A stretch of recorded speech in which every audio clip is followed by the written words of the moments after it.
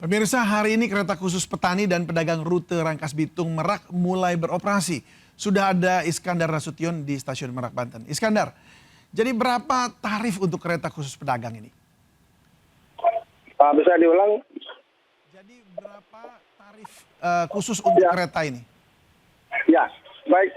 Bisa dapat saya informasikan bahwasannya pada tanggal 1 Desember ini pihak PT KAI Komuter telah melaksanakan diadakannya kereta api khusus petani dan pedagang. Dan pada saat ini baru saja kereta api sampai tiba di tujuan di stasiun Merak. Nah, posisinya gambarannya seperti ini. Ya, dia kereta apinya sendiri ini terlihat warnanya beda dengan kereta api yang pada umumnya ya. Jadi sini warnanya hijau karena ada cuma ada 37 penumpang. Mungkin kita bisa masuk sebentar. Ya. Itu ya? Ya, Pak. Bisa buka nggak, Pak? Oh, nggak bisa? Bisa. Oh, bisa.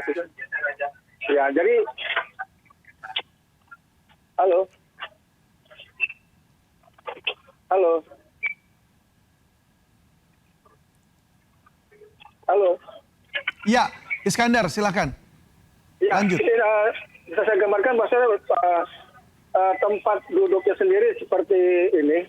Memang berbeda dengan kereta biasa ya, yang khusus ekonomi, dan ini memang kursinya hadap-hadapan seperti ini karena dimungkinkan adanya nanti barang bawaan dari penumpang yang merupakan dari petani dan pedagang.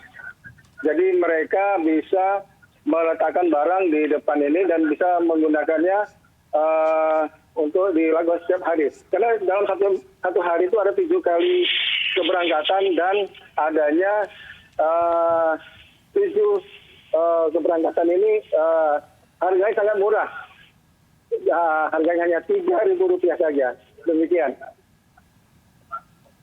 Baik, ini berarti hanya Rp3.000 per pedagang ya? Dan memang ini adalah kereta khusus pedagang dan duduknya ini berhadap-hadapan, unik sekali. Anda sudah melihat ada penumpang di sana mungkin yang siap antri untuk masuk?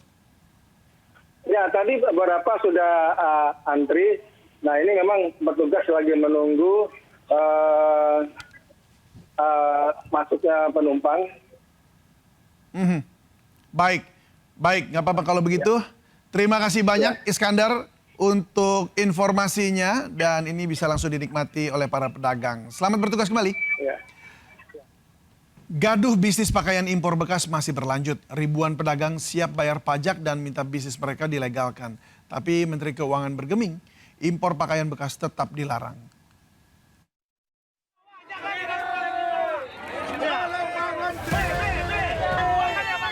Menteri UMKM Maman Abdurrahman diserbu ratusan pedagang pakaian bekas impor di Blok 3 Pasar Senen Jaya, Jakarta Pusat.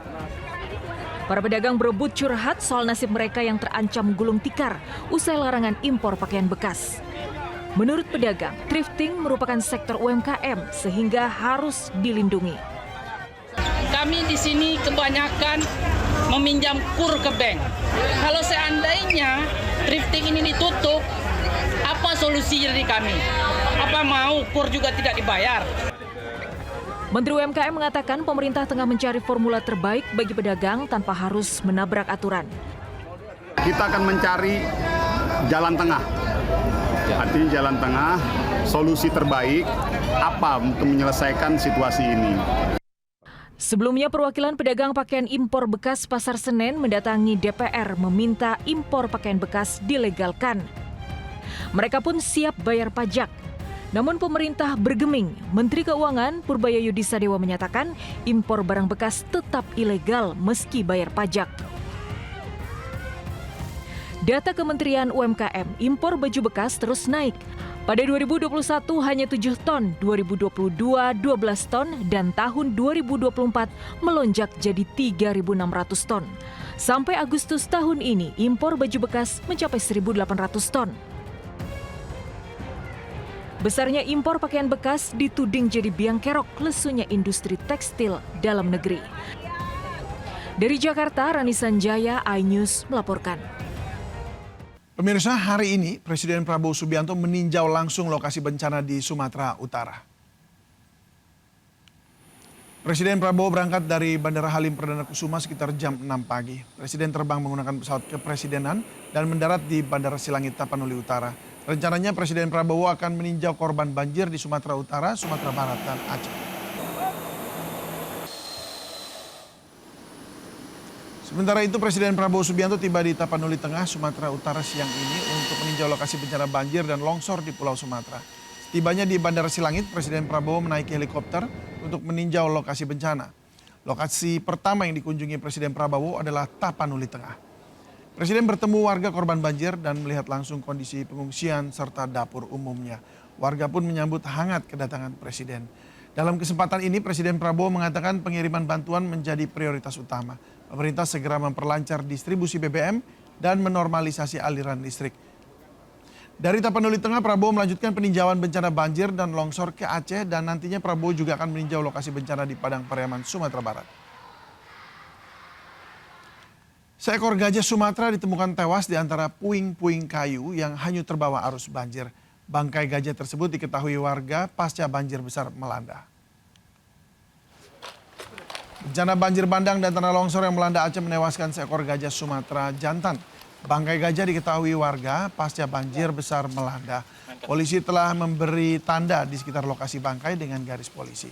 Lokasi penemuan gajah ini berada di daerah terisolir pasca banjir bandang luapan Sungai Meredu Pidi Jaya. Medannya cukup sulit dan hanya bisa diakses dengan berjalan kaki selama 2 jam. Cuaca ekstrim juga menyebabkan banjir di kawasan Sumedang, Jawa Barat. Akibatnya sekolah dan belasan rumah terendam air hingga aktivitas belajar mengajar lumpuh. Banjir merendam sekolah dasar negeri Sukasirna 1 di lingkungan Singaparna, Kelurahan Regol Wetan, Sumedang Selatan, Sumedang, Jawa Barat pada tadi malam. Banjir setinggi 60 cm terjadi akibat guyuran hujan deras sejak sore hari yang berdampak pada meluapnya sungai Cipicung. Banjir juga merendam 11 rumah warga dengan ketinggian air 1 meter hingga 2,5 meter. Petugas gabungan bersama warga masih melakukan pembersihan lumpur yang masuk ke dalam rumah. Sebuah tempat usaha di kawasan PIK Penggilingan Cakung, Jakarta Timur terbakar. Selain menghanguskan bangunan, api juga membakar 1 unit mobil yang terparkir di lokasi.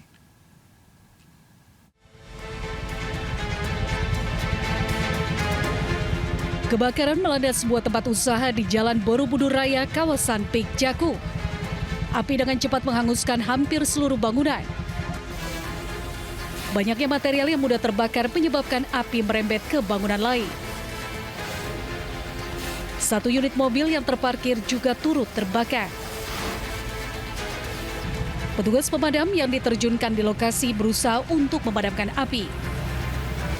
Setelah hampir 1 jam, api berhasil dipadamkan dengan menerjunkan 7 unit mobil pemadam kebakaran Jakarta Timur. Dugaan sementara, api berasal dari korsleting di bagian gudang dan tidak ada korban jiwa dalam peristiwa ini.